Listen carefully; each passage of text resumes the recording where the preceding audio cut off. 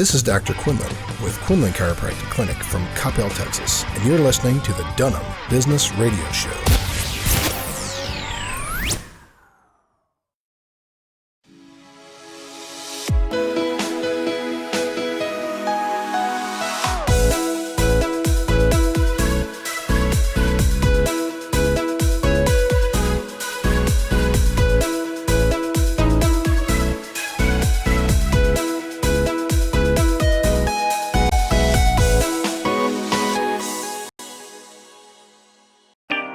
Hi there, this is Lori Dunham with Dunham Business Radio. We won the 2019 Gray Bowl Show of the Year. We also got an award for community service, and I can't thank you enough for all of your support. We are on the next level, and we're going higher, and I can't do it without you, and I'm so grateful. Thank you so much, and stay tuned in.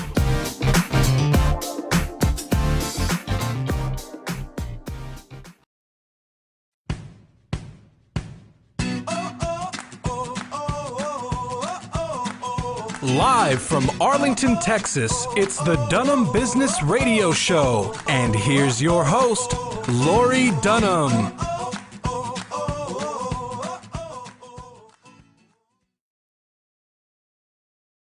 I am your host, Lori Dunham.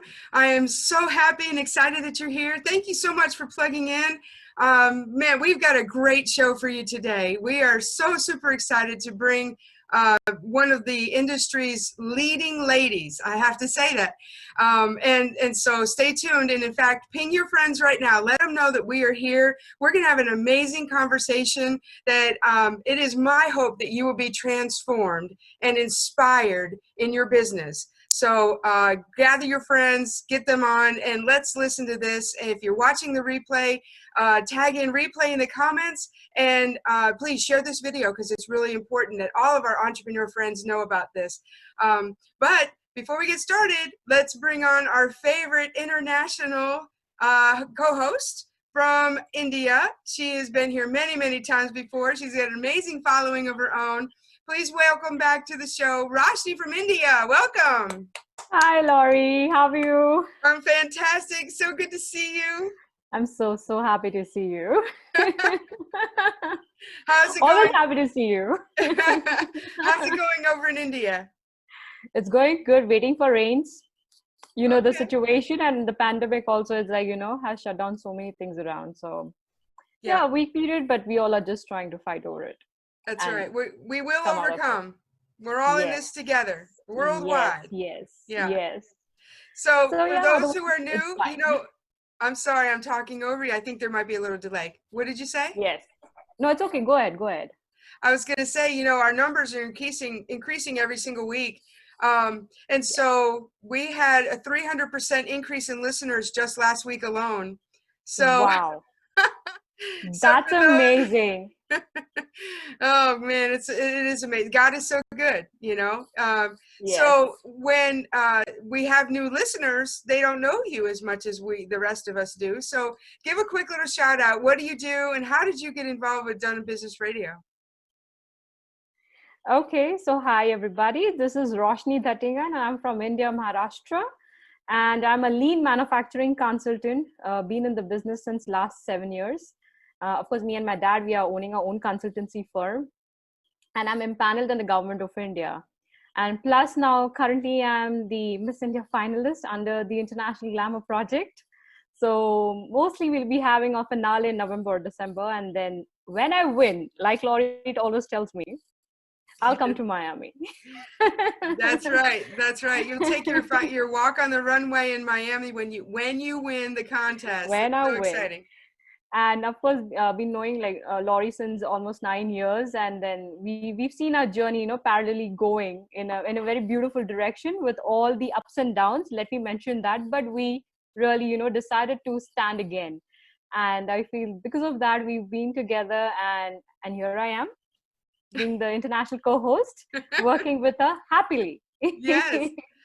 This last summer, we kicked off International Summer with Dunham Business Radio, and we invited young people around the world to co-host with me in this wonderful global economy, right? We're able to just join together, and of all the people I thought internationally, Roshni was in the top 5. So when I asked her, she graciously said yes, and now she's part of our team, a permanent team member. Thank you. As the international host. So I couldn't be more excited. So thank you for letting me being in. here. You contribute a lot more than just being on the screen. So thank you so much.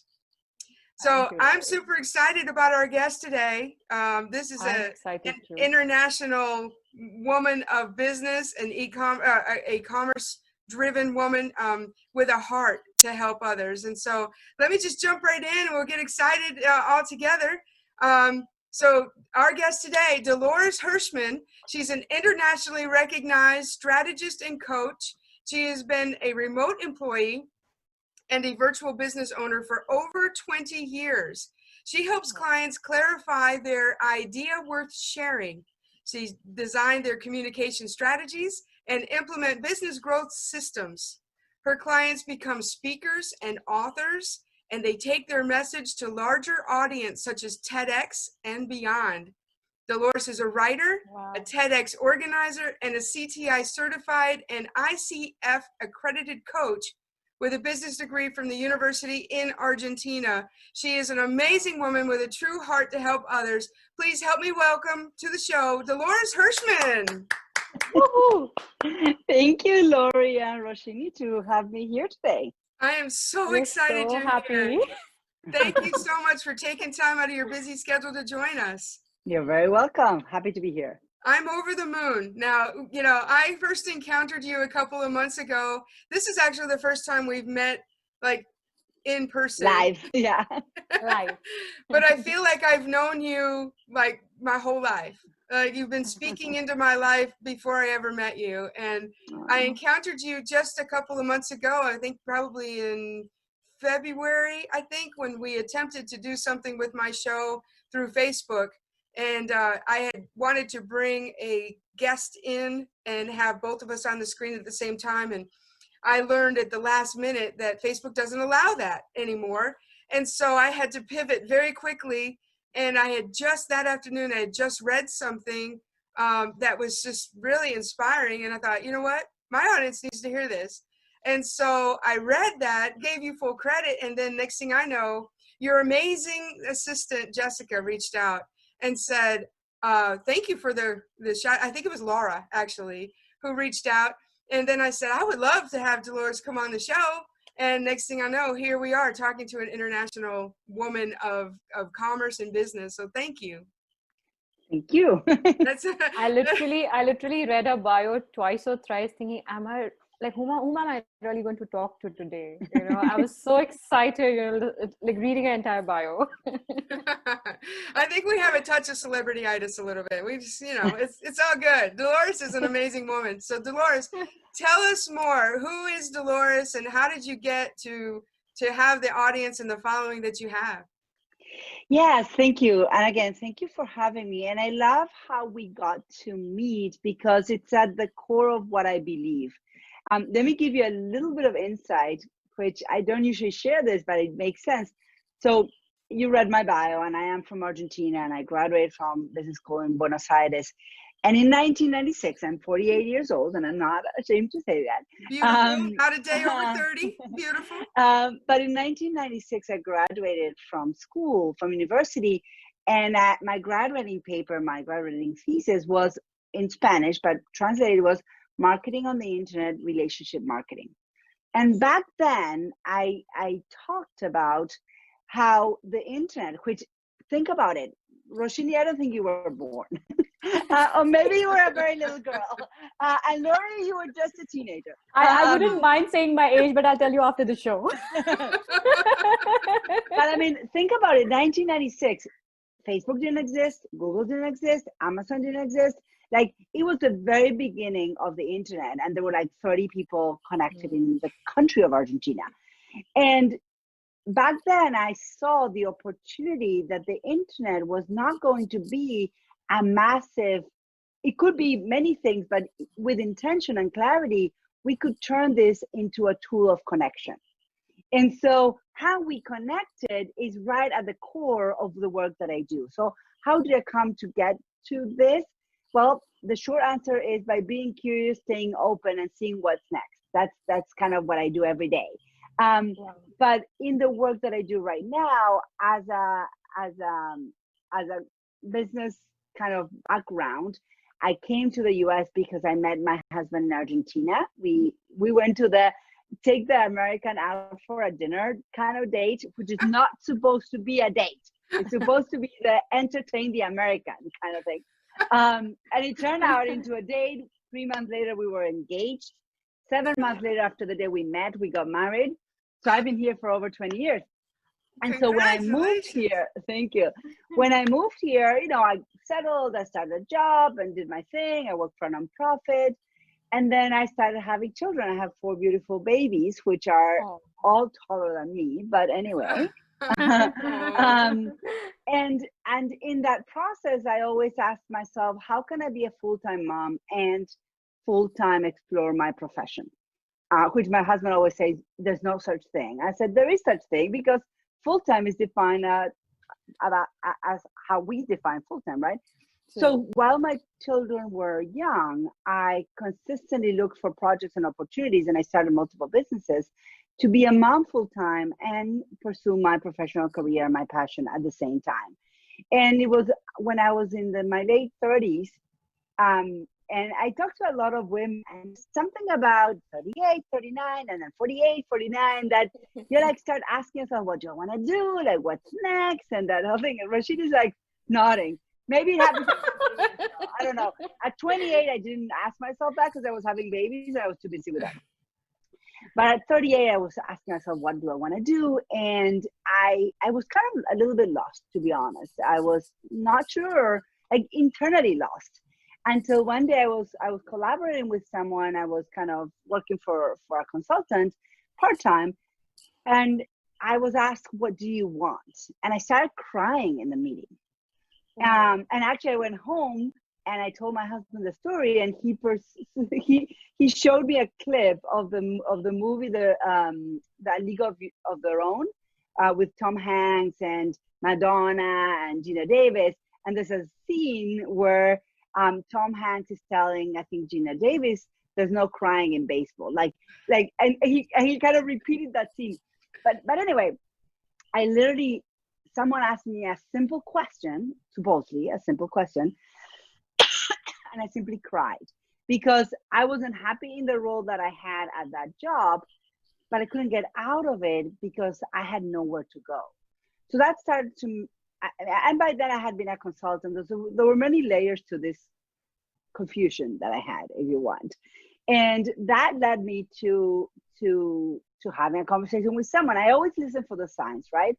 And someone mentioned something, and I was like, I've never heard of that. Let me look into it, whatever. So that led me to going back to school and studying coaching, because I wanted to study. I wanted to help myself, to be honest. And so instead of hiring a coach, which would have been the easy way out, I went and had a full-on year-long certification to become a coach. And when I graduated from that, I said, okay, this is like, my eyes open up. Now I know what the word looks like the whole thing, you want to coach everybody. And I launched my coaching business, and it was great. And I did it for like 3 or 4 years. And then I was like, wait, there's something missing, because I was working with these people and getting them to take the cobwebs and the noise and find their dreams again and themselves again. And then once they were there, they were like, okay, now I'm going to go off and do this or start this business. And I'm like, wait, I want to help you with that. But they saw me as a coach. So I got them to the idea part, and then they were off, which was great for them. I was like, I want to be part of that too. So I started kind of, again, getting curious and seeing what was missing in my work that felt that way. And so I asked myself, which I always tell people, you should ask this question every day, what would I do for free all day long? And the answer to that question was, back then, and still is, hang out with people with big ideas. And so while I had my coaching business and it was going well, I decided to become a TEDx organizer. And I said, okay, if I'm a TEDx organizer, I'm talking with people with big ideas and asking them to be on my stage. And so, you know how sometimes you volunteer for something, or you give yourself to something generously, and it gives you so much more back. There was no agenda. I just wanted to do that. But in the doing of that, I learned so much about myself, so much about what I love to do, so much about skill sets that I didn't know I had.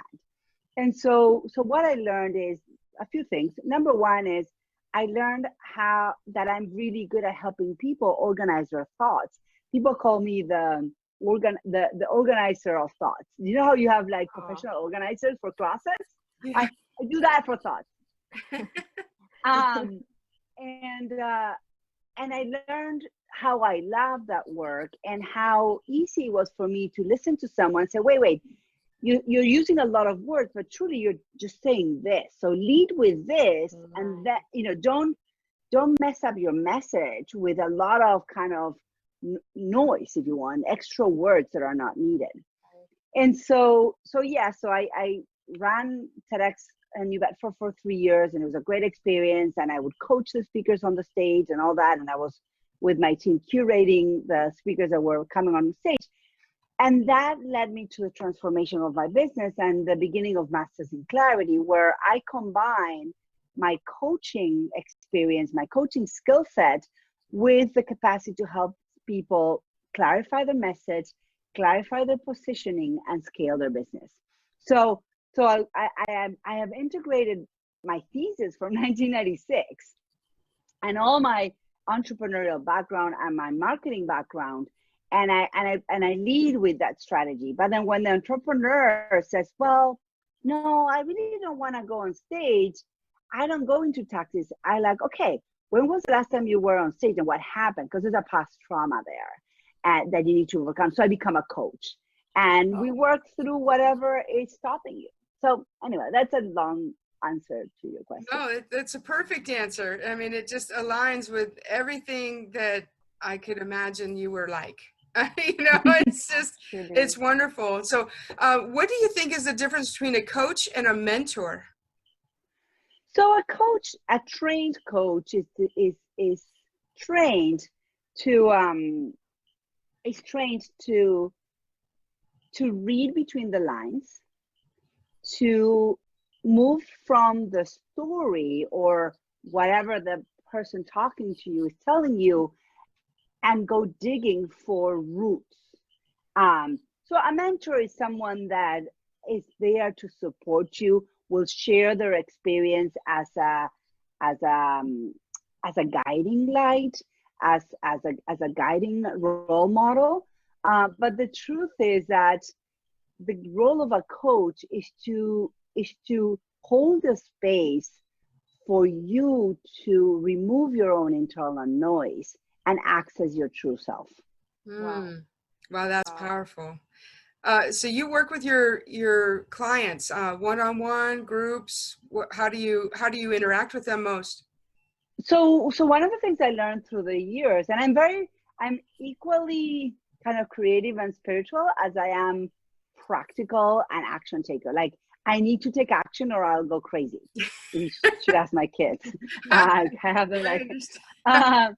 And so at Masters in Clarity, what we've created kind of like a unique container where our clients are guided to the right strategy, business growth strategy that aligns with who they are. Because there's a lot of ways we can grow our business, but there's only the right way for each one of us. So you can't just have someone become a social media influencer if that feels like torture for them. So there's other ways to do it. And so in our coaching, we find what is the right way for you to be seen and grow your business. And so that happens with me as a strategist, and it also happens in group coaching. So all our programs have a combination of time with me and time with the community. But what is unique about us is all of our clients also get private time with my team on a monthly basis, because nothing happens if our clients don't take action. So every single month, my clients meet with my team, and they sit with my team to whether it's writing the newsletter or doing something in LinkedIn, whatever it is that they need to do to take that action. And we also have a few kind of done for you services, kind of like an agency, where we have two main things. We have something called digital implementation, where we literally implement on your behalf in a consistent way. And we also have something for a little bit bigger business, like $1 million business, that is called SOS, Systems Optimization Services, where we help you create the systems behind your company. Lori, you say that, and I'll just reveal this because I think it's important. You said that, I wrote something, you gave me a shout out, Laura and my team said thank you or was very kind. She talked to Jessica, who's in charge of my public appearances, and you guys started talking about me coming on the show. Well, that was all nice and wonderful. I just want to reveal that it's also a system. It's also, there's a plan where we always, make sure that if we are interacting with someone on social media, we get to know who that person is. Is there another way we can add value, or is there another way that they can add value to our community? We're always looking to, every time we make a connection with a human being. And by the way, guys, if you're listening to this episode, everybody that types something on social media, well, not everybody, for the most part, they're human beings. Even if it's a bot, even if it's a robot, there's somewhere down the line a human being that programmed that bot. So there's humans. And so I've trained my team, and we have systems in that. How can we create a strategic and scalable way of making powerful value-added relationships? Wow. So the fact that you can do it on scale doesn't mean you're not still intentionally knowing that here's a human being and here's another human being, and this is a connection, and there's a heart involved in it, and it needs to be taken into consideration. I love that. Valued and powerful communications, connections with a heart in the middle of it. I love it. I'm going to put that on my wall right behind my laptop on the wall so I can read it every time. Just remind myself the idea of the show is to offer value and to be powerful in a positive way, make an impact, inspire, and give hope. And you just said everything that our show is about. What type of characteristics do you look for before you take on a client, or do you just open the doors to whoever wants to come and work with you? Yeah, that's a good question. I've never been asked that question. And interestingly enough, some of the conversations we have with my team, and then so I was talking with someone, and some of my team are full-time, some are contractors, but I was sharing with this team member who might have a full-time job opportunity. I said, look, go take it. Like, if you don't have enough work with us, go take that opportunity. And she said, no, I have worked with a lot of entrepreneurs, but I want to stay here and grow with you because I love this. And she said, you just have the best clients. And I started thinking about that. It's like, how many people do we actually turn away? And we don't really, generally.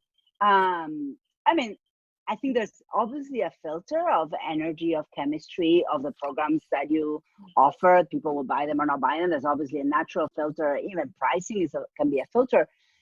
But I believe, Lori and Roshini, that when you create a very intentional space, and somehow, consciously or unconsciously, you set the rules of engagement. In coaching, it's called design alliance. People show up as their best selves. Perfect. And so we do have the best clients. And I don't know if they're the best people in every environment, but at Masters in Care, they're the best clients. I think that's true. Yeah, you set the intention, you know who you want to attract, and before you know it, you've got these people, amazing people coming on your show. Yes, exactly. There you go, Larry. So something, Roshni, do you have a question? No, I've just been listening to her. I'm feeling I'm in a class at the moment. I'm not in an interview. I'm just enjoying every word and every statement. What she's talking about is making so much of meaning to it. Like, literally, I'm thinking, behind my mind, I'm thinking, okay, where all do I need to make corrections now? I'm going to that kind of point, and I'm forgetting that I have to ask her a question too. So I'm sorry, not at the moment. This is your opportunity to hear from the expert. So,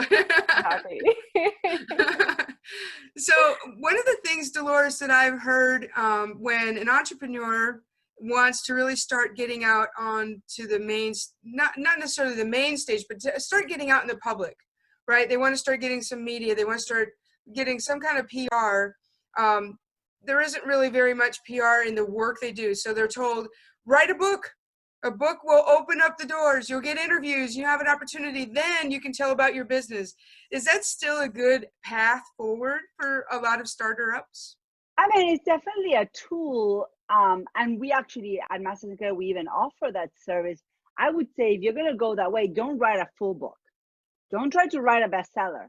Write what is called a positioning book or a lead magnet book. It's a small book, and unfortunately, I don't have one with me to show you, but it looks and feels like a book, but it's 30, 40 pages long. You can print it and mail it to people. It takes a lot less time to create and to print, and it is a great way to summarize your work. So here's the thing. It's not about strategy. It's a tool like many other tools. You could say, give a TEDx, that's a tool. You can say, start a podcast, that's a tool. You can say, there's many ways to do it. And that's why I was saying that at Masters in Clarity, we find what is the right move, the right way for this client. It's a tool.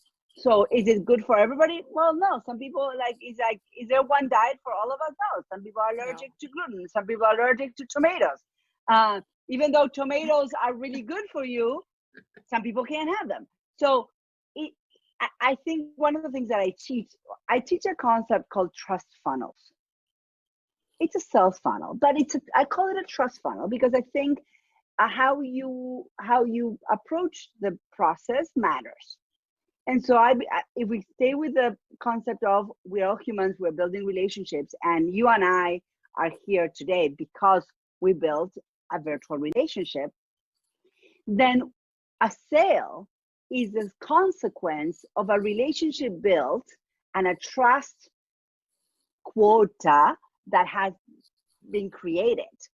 Nobody in their right mind, unless you've been kidnapped, would you pay for a service that you're not trusting that you can get the value.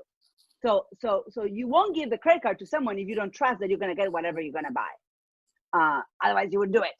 And so if you look at the process that way, then from the moment you meet someone, let's say a lead or a potential client, there's a journey of growing the trust index until the sale is simply a natural progression of that relationship. And if it doesn't happen, it's not because they don't like you or you're a bad entrepreneur, but because probably they don't really have the problem that you solve. And that if you're allergic to tomatoes and I sell tomatoes, you should never buy my tomatoes, even if I'm a nice person. That's amazing. Yeah. I mean, it really all comes down to you're not the only answer for everybody. And it's not about you. Right? It's never about you. It's always about the client. It's always about the client. And when you're doing that trust journey, there's not one way to do it. There's no one way to date and find a spouse. There's no one way to raise your child. There's best practices, obviously, and we have to learn them.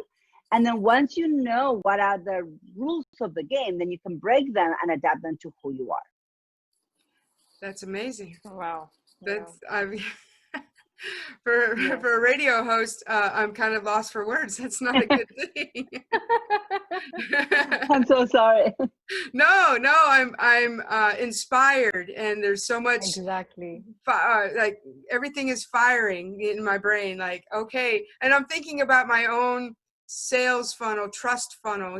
What do I do? How do I help? And what's interesting, you mentioned a mentor versus a coach, right? You gave the description. And I started a program called First Step Mentor. So I don't call myself a coach. First off, I'm not trained as a coach, right? But I'm a mentor. And my heart's desire is to share my experiences to help other people have a better experience, And I was just talking to a friend recently, and I said, there is no, people will say all the time, I want to get better. I want to do better. And I said, well, that's kind of setting yourself up for failure. I said, really what a better outlook would be is I had an experience and I had an outcome from that experience. And is that experience feel good? Does it feel bad? If it feels bad, you can't change the outcome. It's already done, but you can go and have a different experience that perpetuates into a different outcome and reevaluate. Is that a good experience or bad experience? I'm not a good person, bad person kind of mindset. I don't want to try to be better. I just want to be different.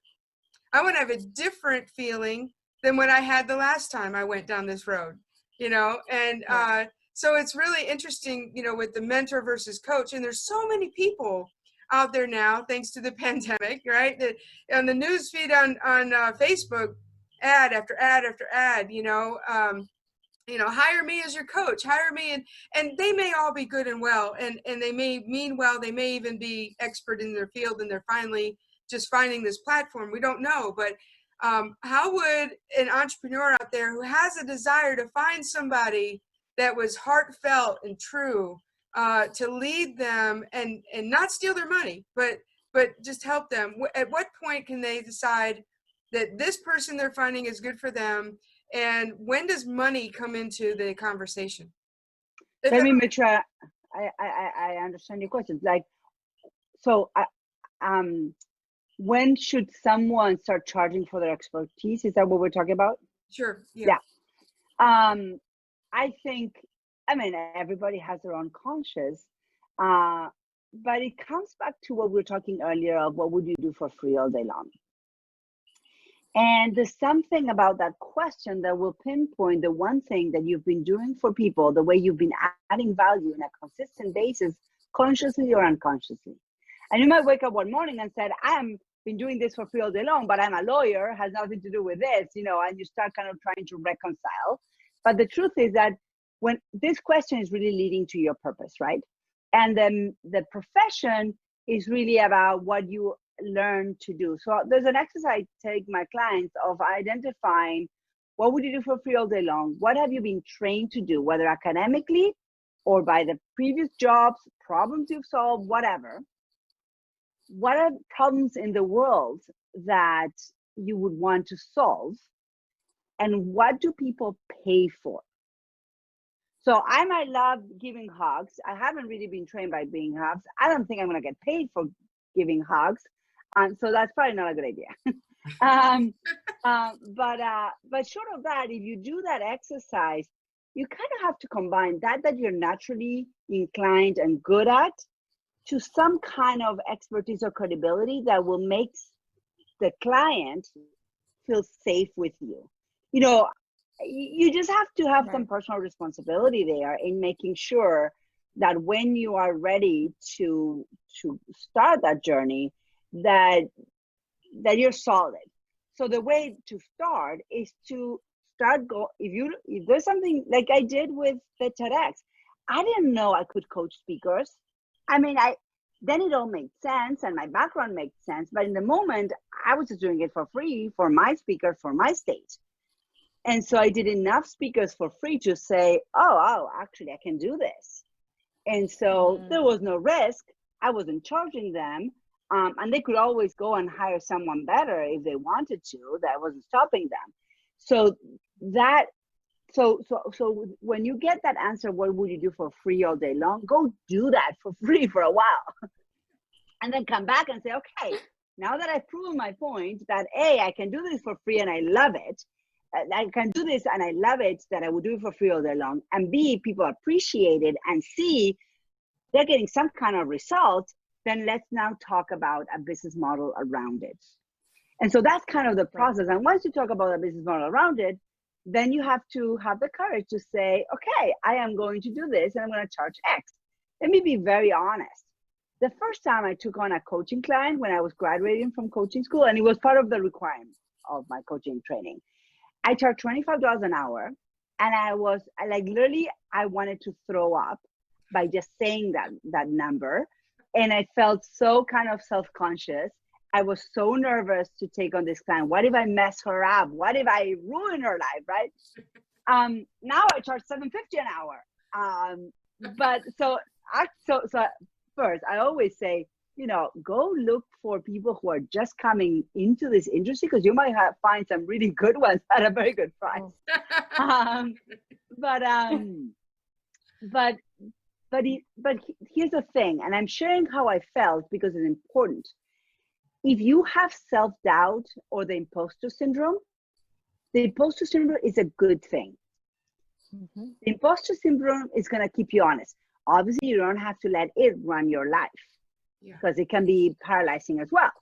But if you have a little bit of imposter syndrome, say thank you to that imposter syndrome and say, okay, where do I feel a little weakness? Is there a training I need to do? Is there a mentoring I need to find? Is there a coaching I need to look for? Like wherever you feel a little weakness, go strengthen it. So the self-doubt and the imposter is going to keep you honest of always becoming the best version of the service provider that you're becoming. Wow. I mean, I was going to ask you for a wisdom nugget, but that was a boulder right there. I can listen to you for next couple of hours. I can just listen to you and keep quiet. Roshni, you're a co-host. You're supposed to, chime in. Okay, so I have a question for you. So in the initially you just mentioned about, be around people who have big ideas. So how do you really differentiate between like it's a big idea, or maybe, certain people, they have an idea and we say, oh, that's not going to work, just leave it. Already so many people are doing it. So how do you really define a big idea? So ideas are cheap. Uh-huh. Ideas in action are more rare.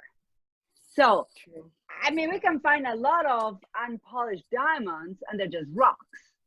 So ideas are rocks. I like to hang out with diamonds. Mm-hmm. Wow. So people with big ideas that have done something about them. Right. And that they're a little bit polished. They might be in the early stages.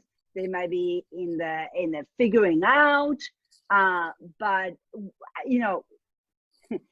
between the moment I open my eyes and breakfast, I probably have more. I have a manifesto, and I can send you that later. And actually, I'm going to pull it up and I can read it to you.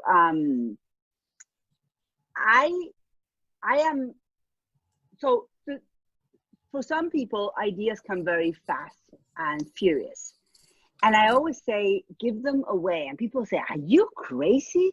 I'm like, no, because they're clogging your brain. I believe that ideas are sparks of inspiration that are finding a home because you're connected to a bigger connected world. Yes. And they come and touch you. Yes. And you can say yes and run with them, or you can say, you know what? It's just not mine. Thank you.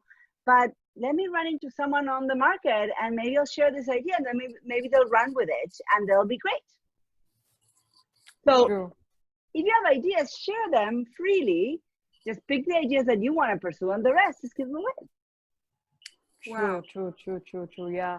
I remember, I think so, was it Lisa Nichols or somebody mentioning this thing? And while you were saying, I remembered that, just because an idea that struck you and the opposite person is not understanding it doesn't mean it's not going to work, because there might be some divine connection that it has to happen through you. So just because it's not common anywhere doesn't mean it's never going to happen. So it just reminds me, I think so it was Lisa Nichols or somebody else talking about this. Yeah, so. and also if you think about how many times have you thought of ideas that you don't do anything about them, and then one day you see someone kind of doing something that you thought about years before. It happens all the time because ideas are just universal inspirations, and they happen to all of us, and there's cousins and brothers of similar ideas. True. What kind of advice would you give to an entrepreneur who is seeking to hire a coach or a mentor or get into a program? There's so many of the shiny object syndrome. So how do you help an entrepreneur just stay focused, pick one, stay with it, and pick something else to improve those weaknesses from the imposter feeling? Yes. So number one, go for chemistry.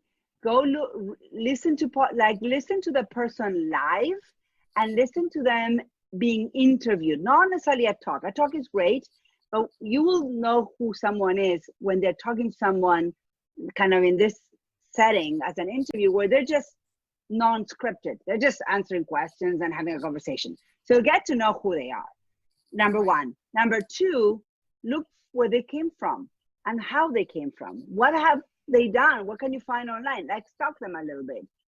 And number three, just talk to them, hop on a call and just feel yourself into the call in that, how do you feel in their energy, in their space? Because your gut is going to tell you if that's the right person for you or not. And then obviously that's kind of the intuitive side. And then the non so intuitive, like look for the programs, look what the testimonials and clients. If you can, ask to talk to someone that has worked with that person. And if that coach is saying, you know what, I don't really have someone that will hop on the phone with you, that's a red flag. That is a good, yeah. If they don't have anybody that can jump on and reinforce what they're telling you, that's true. That's very true. Right. Wow. I'm blown away, Delores. Just amazing stuff.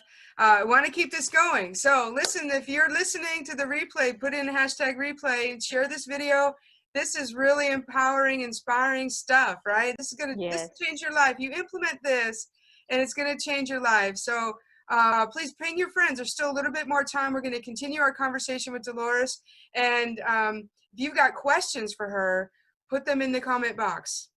She is here to help. She's here to answer your questions.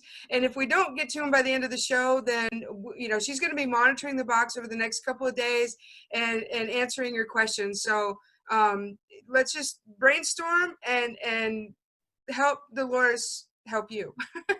Like Jerry Maguire, right? Help me, help you. Well, let Delores help you, okay? Put your comments in there. Let her know what's on your mind. What are your thoughts? Man, what an amazing conversation we are having today. Our guest is Delores Hirschmann.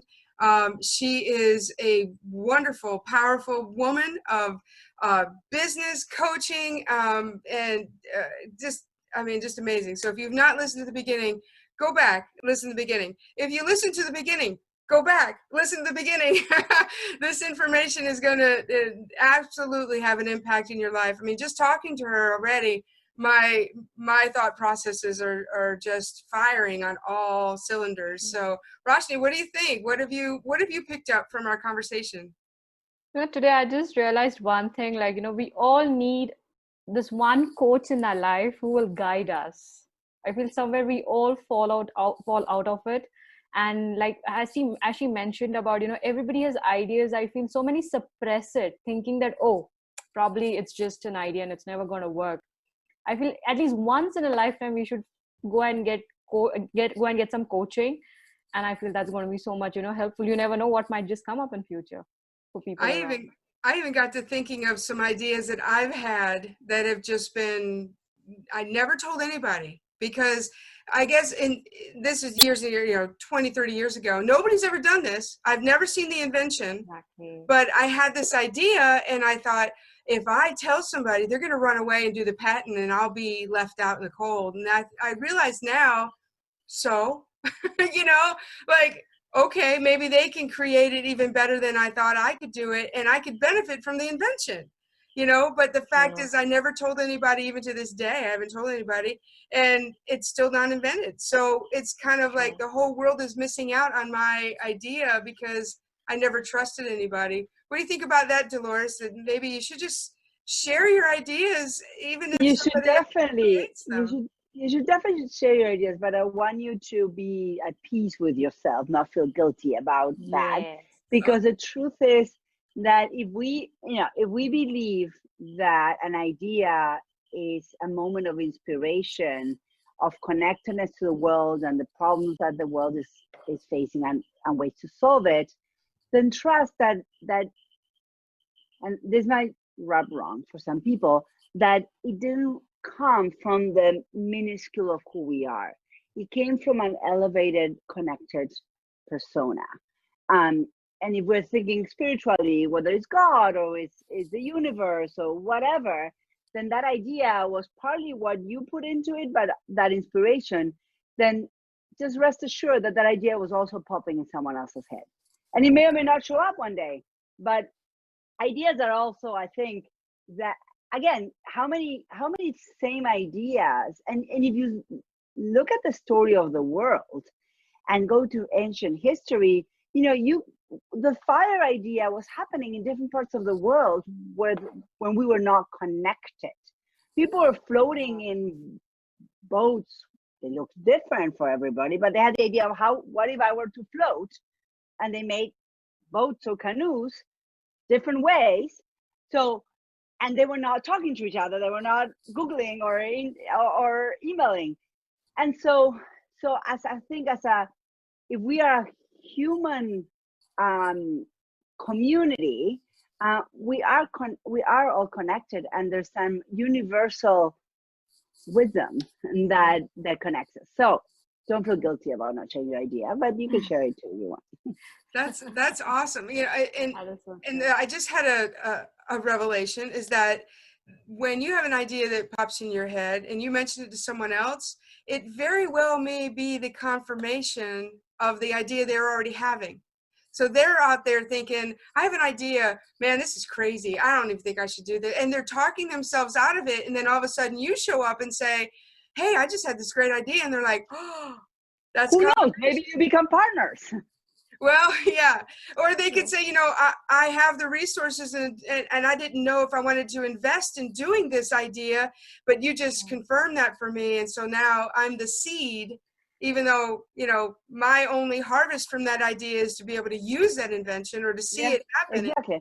That has to be enough, right? This actually literally just happened yesterday. I had a client who had an idea, and he says, but I'm not in this industry. I don't know anything about this. I just did this stuff that sounds fun, but I don't know what to do with it. And I said, well, I happen to have a neighbor who is in that industry. So I called my neighbor and said, hey, I have a client who has this idea. And he's like, oh, cool, let's do this. And it might be coming to something.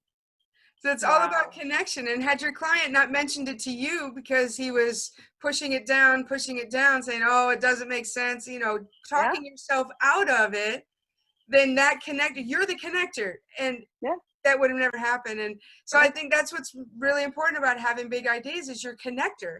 And it's so cool. It's kind of like that's what we do here. We connect and promote, and we solve business problems across multiple platforms. It's just amazing. So you're confirming what we do. And it's so awesome. Yes. So so I'm gonna take the leap. I wasn't planning to do this, but I'll tell you my idea.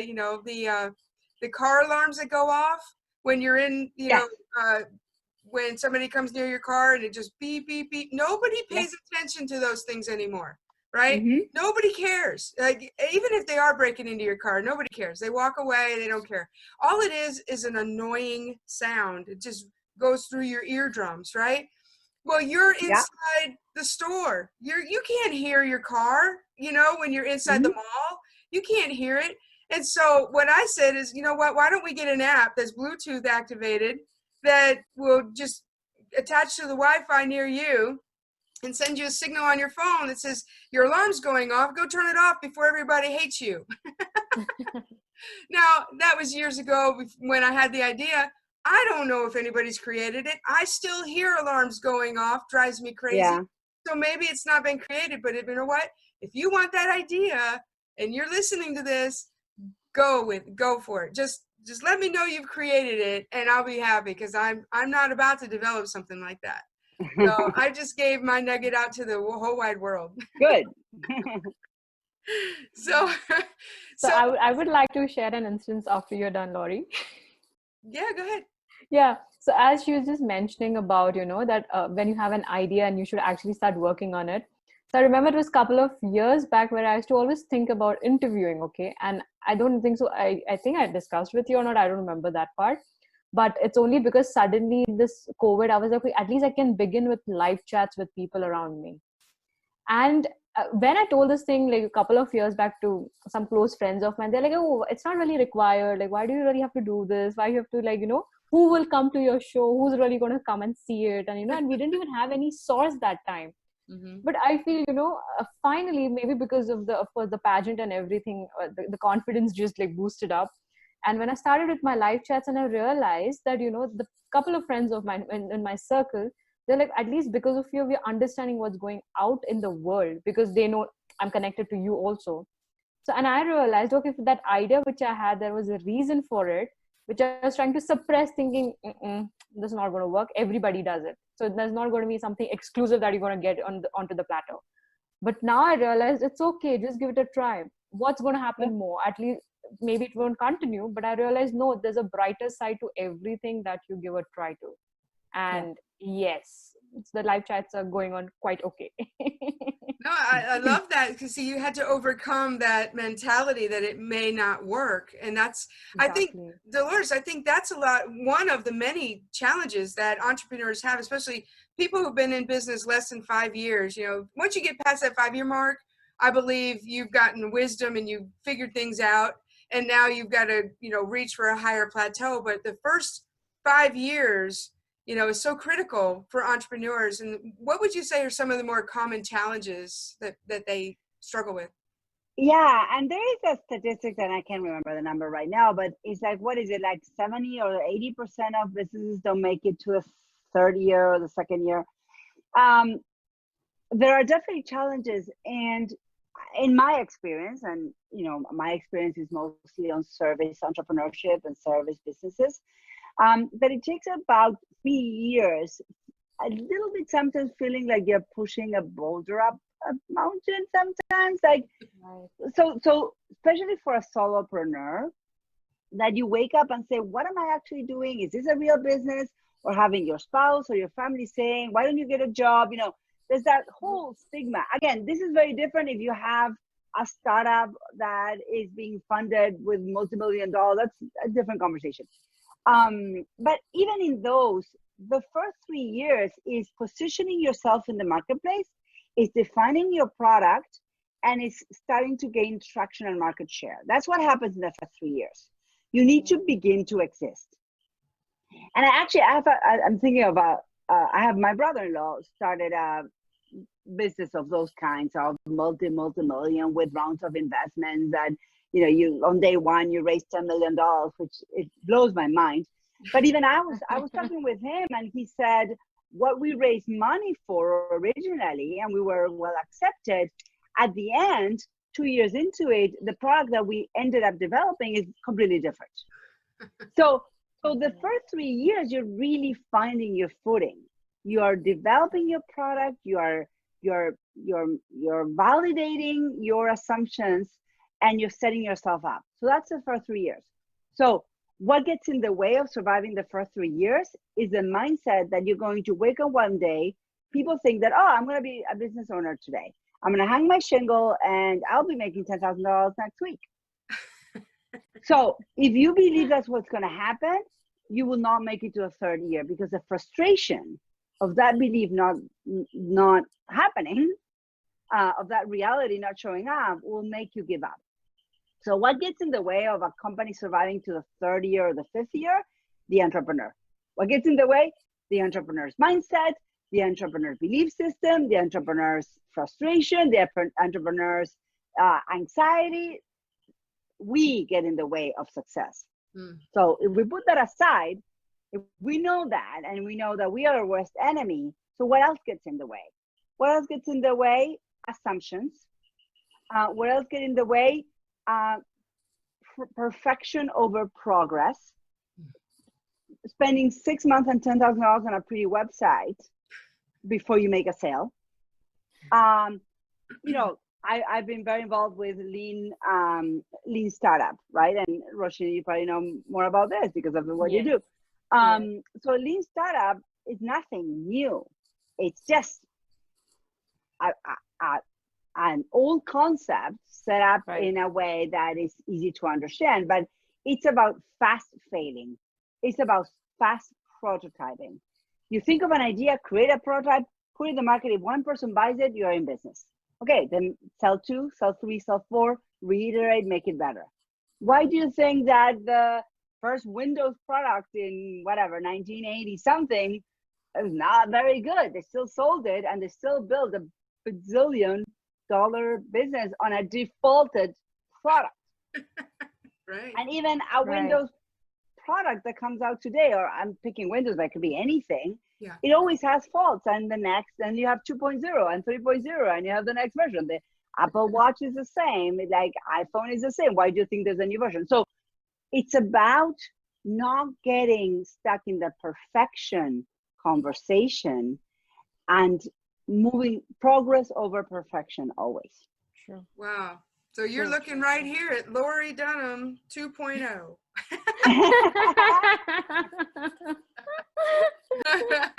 So I have I personally have one final question. Roshni might have another final question, but where do you get your ideas and your concepts for the content that you put out? Your emails are amazing. I'm on your email subscription list, and every time I read it, it's like, where'd you get that from? That's amazing. That's like my dad says the same thing. Where did you get that idea?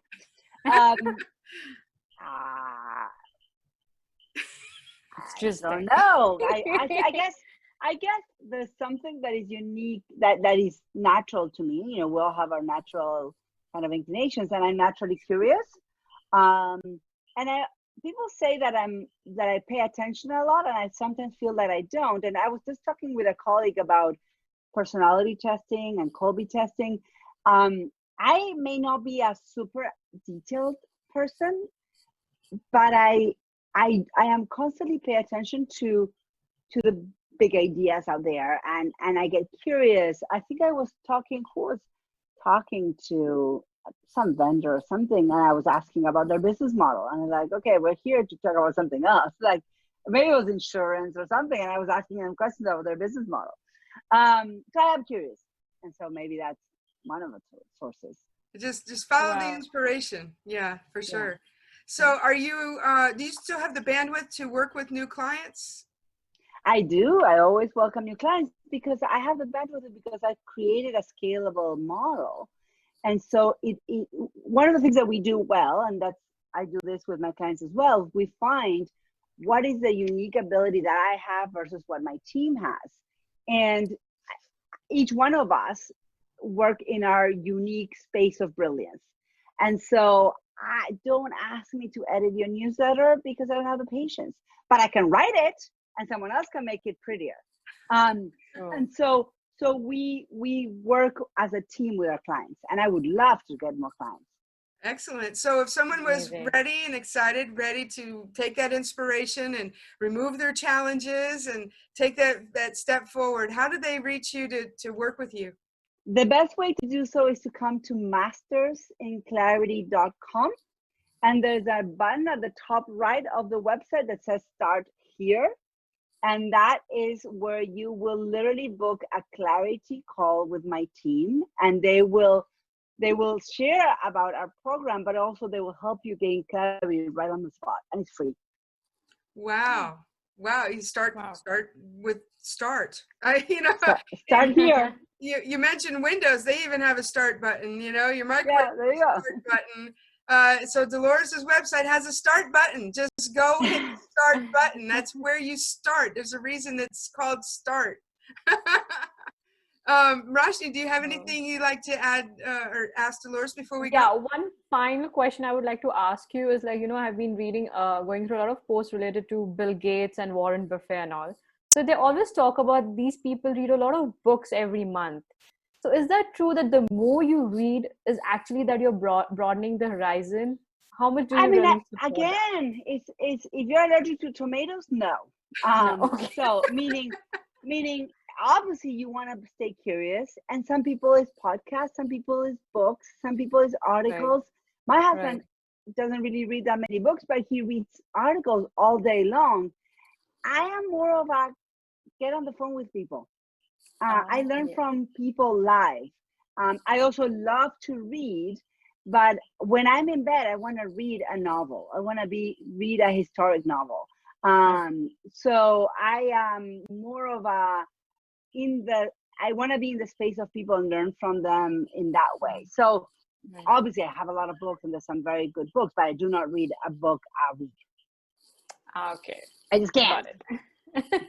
That's really great. That's really great. Well, Delores, thank you so much for coming on. And as a reminder, if you do want to work with Delores, go to mastersinclarity.com and click the start button upper right hand corner, and her team will get you started. We'll get some clarity, get you some direction and focus, and we'll figure out exactly how to work with her. And get ready, because your life will change. It literally will change. So Delores, thank you again. I really appreciate you taking the time. It's been an honor to have you here on the show. Thank you for having me. Yeah. So if you are watching this on a replay, please remember #replay, share this video, go back and watch it over and over and over, put it in your saved playlist. I mean, make this a video you watch over and over, because every time you listen to it, something new is going to come. I just know it. You're going to get all kinds of ideas, because this is the kind of inspiration that we have.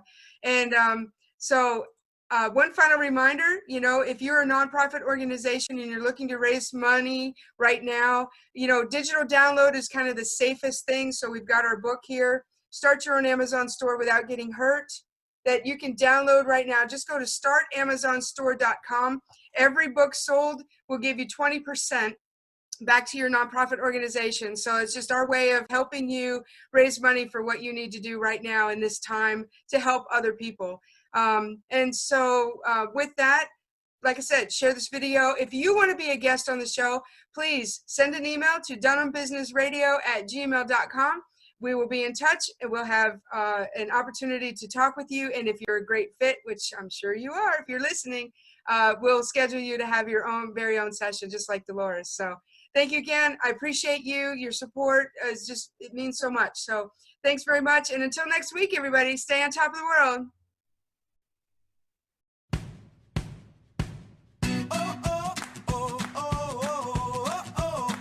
Thanks for listening to the Dunham Business Radio Show. Be sure to follow us at Dunham Business Radio and check out DunhamBusinessRadio.com for more info.